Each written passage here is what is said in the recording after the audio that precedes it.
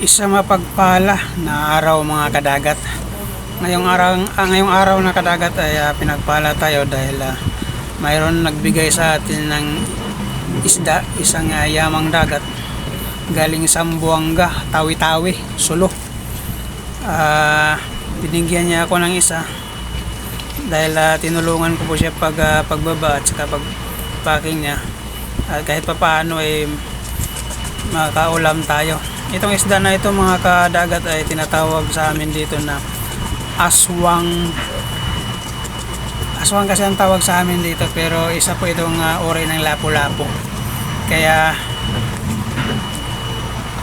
iniimbisa natin dahil ang paborito ko dito mga kadagat ay paksiw o preto. Pero sa ngayon prepritohin ko lang to. Naghiwa ako ng ilang piraso, tapos 2 piraso lang pipituhin ko ngayon. Kaya samahan nyo po ako mga kadagat. Sa hindi pa nakapalo sa aking channel, pakipalo po ang aking YouTube channel, Yamang Dagat Vlog, at saka itong aking Yamang Dagat Vlog Facebook page. Let's go mga kadagat, samahan nyo po ako.